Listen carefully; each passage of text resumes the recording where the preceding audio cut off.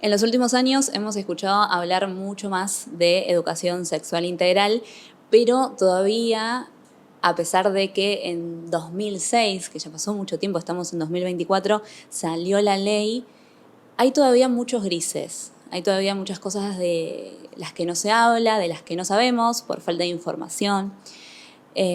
Así que hoy está con nosotros Evangelina Cueto. ¿Cómo estás, Evangelina? ¿Cómo estás? Muchas gracias por invitarme. Ella es pediatra y además es especialista en salud integral en adolescentes. Así que vamos a hablar un poquito de ESI. ¿Cómo ves la ESI en este momento, en 2024? ¿Cómo ves que se está implementando? ¿Qué crees que falta? Bueno, como vos decís y como bien introdujiste, la ley ya tiene 18 años. Es una ley del 2006, que es la 26.150. Y en Argentina, como con otros campos, sucede que hay una especie de desfasaje jurídico civil. Es decir, tenemos leyes de vanguardia, de avanzada, y sin embargo hay una discrepancia con lo que ocurre a nivel social, ¿no? Todavía la ESI es un desafío social para que por fin pueda ser una cuestión dada en todas las escuelas y un terreno afianzado. Todavía la verdad es que no lo tenemos de esa forma. Sí, vemos como que pasó tanto tiempo, ¿no? Y cuando me pongo a pensar, siento como si fuera algo de hace poquito, porque no es algo que tal vez se hable tanto. Uno también compara con lo que le pasó a uno en las escuelas y demás, y creemos que tal vez, y ojalá que sea así, que el hecho de que se haya implementado la ley haya mejorado, ¿no? Todo eso en las escuelas, en la información, pero todavía falta. Exacto, Falta porque mucho. la ley, como decíamos recién, es punta de lanza, es algo que se adelanta al proceso social y bienvenido sea que eso suceda de esa forma. El tema es que debemos generar acciones en tono de corresponsabilidad para que la ESI se termine de afianzar. Porque si bien, como vos decís, es una ley que ya está instalada desde el 2006 y que pertenece a la cartera de programas del Ministerio de Educación, necesitamos que el conjunto de la sociedad se comprometa para la instalación de la ESI como cuestión dada y para siempre, ¿no? O por lo menos que a largo plazo tengamos acciones concretas que la hagan un poco más pesada, ¿no? Porque por ahora vemos todo el marco de derechos, sinceramente, está en jaque por cuestiones políticas concretas, pero la ESI en particular siempre estuvo de alguna manera, es un terreno en disputa. Hay como todavía muchos grises con el tema de la ESI. Por ejemplo, en las primeras infancias, en todo el tema del jardín, hubo mucha gente, ya sea por no tener información o por prejuicio o lo que sea, de no querer que se enseñe ESI en el jardín o en esto en las primeras infancias. Y hay una frase que cuando llegaste estábamos hablando, que me gustó mucho que vos compartiste, que es que la ESI llega cuando llega un hijo. O sea, no es que hay que hablar de ESI, no sé, en el momento de la pubertad o de la adolescencia. Exacto. Sino que en las primeras infancias también es importante. Porque hay una especie de transpolación de conceptos que habría que poder discriminar. No es lo mismo la sexualidad que la genitalidad. Genitalidad y sexualidad son conceptos separados que muchas veces se malentienden, se superponen, que por supuesto quizás la genitalidad esté incluida en el constructo social complejo que es la sexualidad. Pero son conceptos bien separados y es importante verlo de esta manera porque si no a veces parece que se sobresexualiza el terreno de las infancias simplemente por hablar de educación sexual integral y esto de ninguna manera debe ser tomado de esta forma. Sexualidad es un conjunto de cuestiones que incluyen la vincularidad entre seres humanos, nada más y nada menos. Así que, como vos decías hace un rato, la realidad es que cuando nace un hijo, nace la ESI de alguna forma y se tiene que introducir en los hogares desde la más temprana edad. Qué importante también, y que se ha comprobado este último tiempo, poderle dar a los chicos la herramienta de la información, ¿no? Poder nombrar las cosas por su verdadero nombre, no por un juego.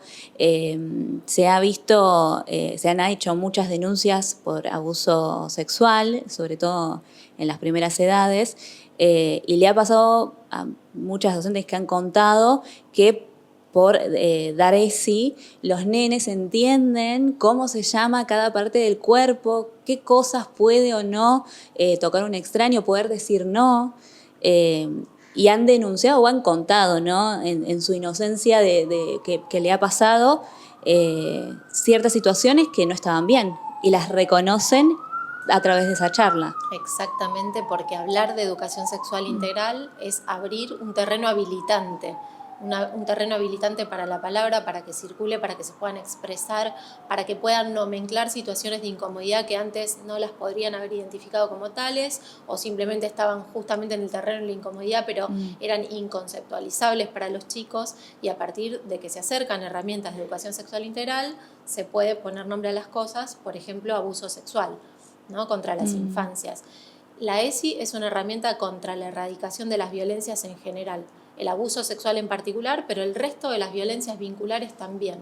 Entonces yo la considero, no sé, nuestro gran desafío, no solo en el terreno de la educación, como decíamos antes, sino en el terreno de todos los campos. Yo creo que salud, educación y el resto de las instituciones se tienen que poner como muy a tono con la educación sexual integral, porque es una herramienta que yo me pongo optimista, pero la creo como que puede como embanderar el gran cambio social a nivel vincular, ¿no? Tiene, digamos, en sí implica cuestiones de respeto vincular, de respeto por el propio cuerpo y por el ajeno. Entonces todo eso construye una sociedad un poco más libre y más respetada.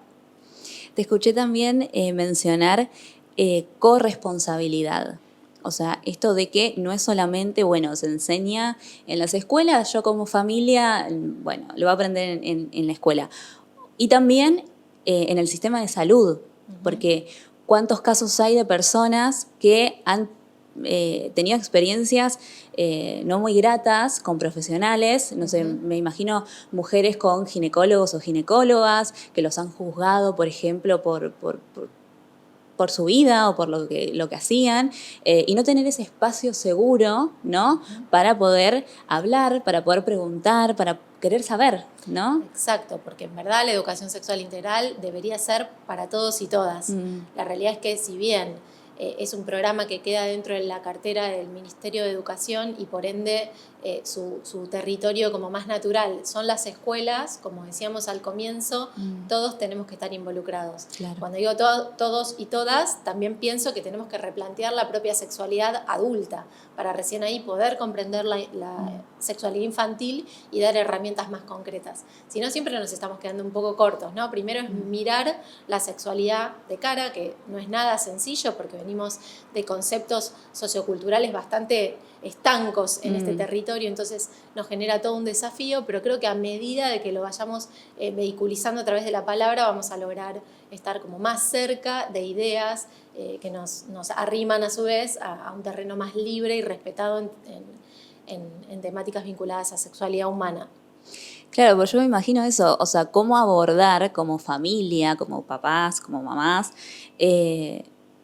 un tema del que yo no tuve nada de información. Exacto. Está bien, entiendo que tal vez antes era como un poco más difícil acceder a la información, entonces por ahí nos podíamos quedar como, bueno, confío más en que se lo diga el médico, o confío más en que se lo diga, no sé, por ejemplo, la escuela. Pero bueno, hoy tenemos un montón de herramientas que nos pueden ayudar como adultos para eliminar un poco esas estructuras y para también nosotros saber más, tener más información. Esa información que no tuvimos en su momento la podemos incorporar hoy y darle lugar, por ejemplo, a ese adolescente que quiere saber, que tiene dudas, o abrirle el espacio para que también en la familia pueda tener ese lugar.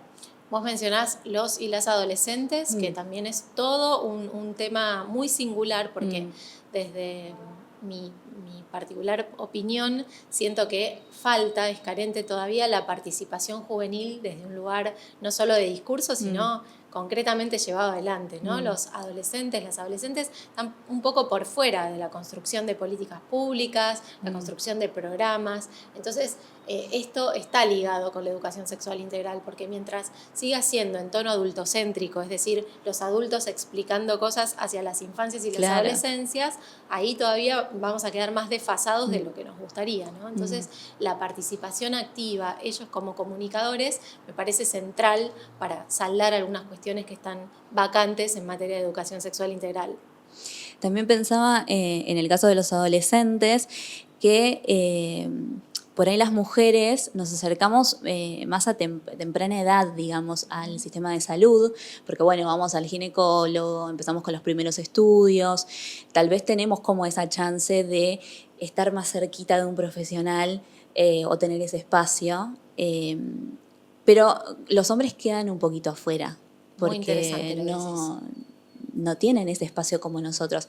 Lo pueden buscar, obvio, pero me refiero, nosotras es como que ya llega una edad que, bueno, hay que ir al ginecólogo, hay que hacer ciertos estudios, como que lo tenemos ya programado, Sí. digamos, ellos Bueno, no. ahí no puedo no dejar de señalar una cuestión donde necesitamos imprimirla de perspectiva de género porque sigue siendo muy paradojal lo que pasa en el sistema de salud vinculado a las masculinidades y a las feminidades. Hay algo muy discrepante ahí, es como que las mujeres, una vez que nos llega la menarca, que es la primera menstruación, lo más habitual es que muchas veces las madres, sobre todo las madres, porque sigue siendo algo vinculado a los ritos de feminidad, e inmediatamente sacan un turno con el ginecólogo o la ginecóloga. Y yo creo que ahí hay una trampa. Por un lado, celebro que las mujeres sigamos ancladas al sistema de salud porque lo necesitamos, pero ahí hay una especie de cuestión que está ligada con nuestro destino reproductivo, ¿no? Como Exacto. que de alguna manera veníamos siguiéndonos con un pediatra o una pediatra y llega la pubertad e inmediatamente nos reducen a un aparato genital femenino y nos mandan a hacer los controles ginecológicos. Que de nuevo, señalo, bienvenidos esos controles porque está buenísimo que sigamos bien pegadas al sistema de salud.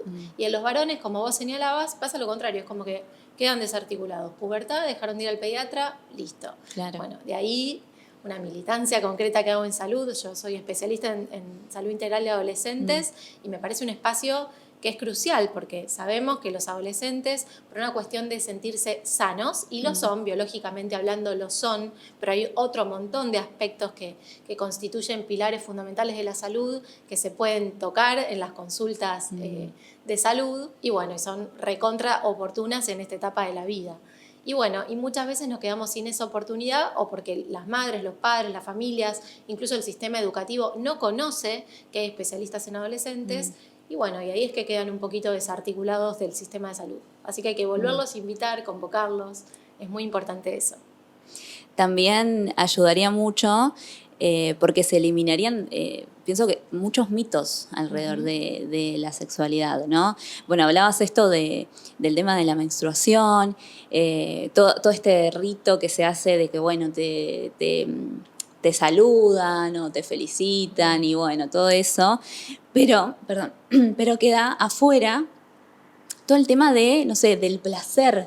O sea, es como vos decías, solamente es la reproducción y todo lo otro, toda esa información nos queda completamente afuera. Total. Sí, por más que últimamente las discusiones hayan ido muy en línea con deconstruir esos mandatos vinculados a la reproducción en el caso de las mujeres, sabemos que todavía hay un camino por recorrer que es largo. Seguimos estando ligadas a un destino reproductivo y eso se nota cuando hablamos de educación sexual integral porque se nos vuelve a señalar la parte estrictamente genital o del aparato reproductor, que no digo que no sean temas, no digo que sean temas menores. No, es claro, central, son importantes. Exacto, sí. conocer la fisiología, el funcionamiento del cuerpo es algo clave para no solo las mujeres, sino absolutamente todas las personas.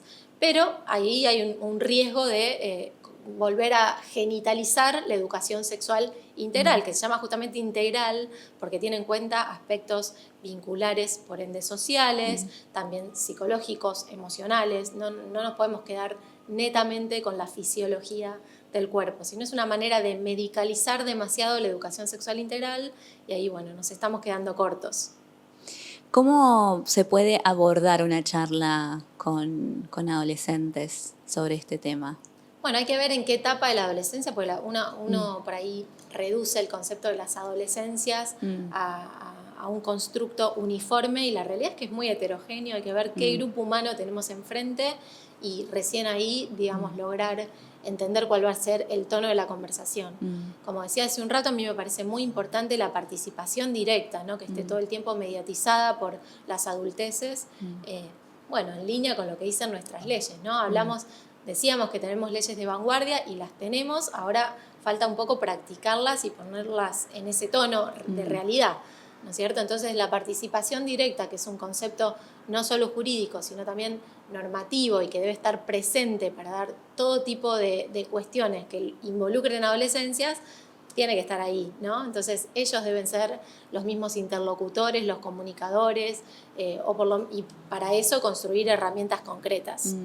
Sí, que haya también un ida y vuelta, ¿no? Porque, bueno, investigando un poco y escuchando testimonios de por ahí, de adolescentes que tienen ESI en las escuelas, decían, bueno, sí está buenísimo, nos enseñan esto y nos enseñan lo otro, pero por ahí nosotros queremos saber esto también. Exacto. Como escucharlos a ellos y ver qué necesitan. Si bien celebramos que esté la ley y está buenísimo que se den en las escuelas, tal vez no cerrarse solamente a, bueno, lo curricular y tenemos que dar esto, sino también que se abra ese espacio para las dudas, para cambiar ciertas cosas, porque es como vos decías, si bien hace mucho tiempo que desde 2006 que está la ley, es un camino, es un proceso en el que vamos a ir aprendiendo y en el que hay cosas que tal vez, dependiendo de la época, haya que modificar o que actualizar. Revisar, ¿no? La revisión para la educación sexual integral es algo clave.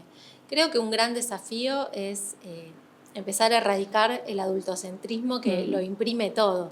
El adultocentrismo para generar cuestiones curriculares, el adultocentrismo para verdaderamente darles la voz a quienes están involucrados en estos procesos. Entonces, cuando empecemos a conceptualizar un poco más terrenalmente qué significa una conducta adultocéntrica, vamos a estar más cerca de poder comunicar mejor en materia de educación sexual integral.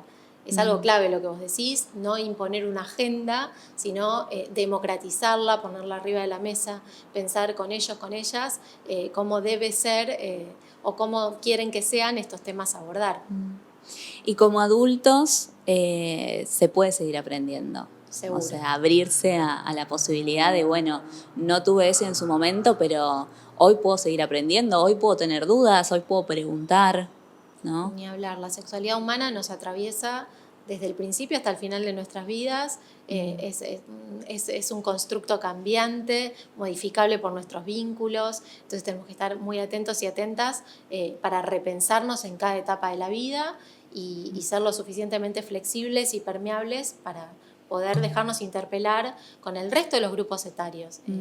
La educación sexual integral no va a ser una información que baje de arriba hacia abajo de manera fija, sino que va a ser algo permeable bilateralmente, no solo bilateralmente, es como desde donde se pueda entrar, el concepto va a entrar y eso es lo que tiene que pasar, buscar por ahí, una buena idea es en familias buscar información en conjunto, problematizarla, nunca darla por certera y finalizarla ahí, si bien por supuesto tenemos que siempre tender a buscar información basada en la evidencia, incluso de esa desconfiar, problematizarla, discutirla.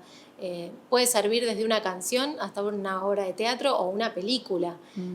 Cualquier material es bienvenido para hablar cuestiones de educación sexual integral. ¿Por qué crees que todavía hay tanto rechazo? O sea, siento que al principio era mucho más y ahora es un poquito menos, pero que todavía hay tanta, no sé si tanto rechazo, pero como tanta cosa alrededor de la ESI, tantos grises. Exacto. Y yo creo que la resistencia viene un poco de lo que conversábamos. Somos una sociedad bastante impresa de ideas y mitos que vienen de donde venimos. Somos una sociedad judeocristiana de alguna manera y eso hace que haya preceptos vinculados a la sexualidad que nos atraviesan demasiado y que no la podemos mirar de frente con naturalidad. Entonces es un factor de resistencia sin duda. Y después resistencias por desconocimiento, porque la realidad es que creo que nadie se va a negar a que sus hijos, sus hijas tengan información no solo de cómo funciona su propio cuerpo, sino información ética en relación a cómo vincularse con los demás. Creo que eso es muy rico y de verdad me pongo optimista, creo que es clave para construir una sociedad mejor. A medida que conozcamos cómo se pueda sentir el otro, cómo me siento yo mismo, yo misma, hablar de emociones. Y hay tantas herramientas para hacerlo que la realidad entiendo que si alguien pudiese comprender exactamente de qué se trata la educación sexual integral, no se resistiría ni a ser receptor de esa información y mucho menos de negársela a sus hijos y a sus hijas. Creo que nos falta comunicación en general como para poder transferir esta información y problematizar acerca de qué se trata verdaderamente para dejar de taparla de tabúes. De nuevo, mientras sigamos confundiendo sexualidad con genitalidad, la discusión es más fácil. Claro. Pero una vez que lo tengamos bien separado, vamos a entender que nadie está induciendo ni generando pensamientos inoportunos en un niño o en una niña por hablar de cuestiones de vincularidad, de educación emocional y mucho más. Bueno, Angelina, te queremos agradecer por formar parte de este capítulo del podcast. Queda mucho para hablar de ESI, pero bueno, hemos despejado algunas dudas y nombrado algunas cosas que son muy importantes. Buenísimo, muchísimas gracias a vos.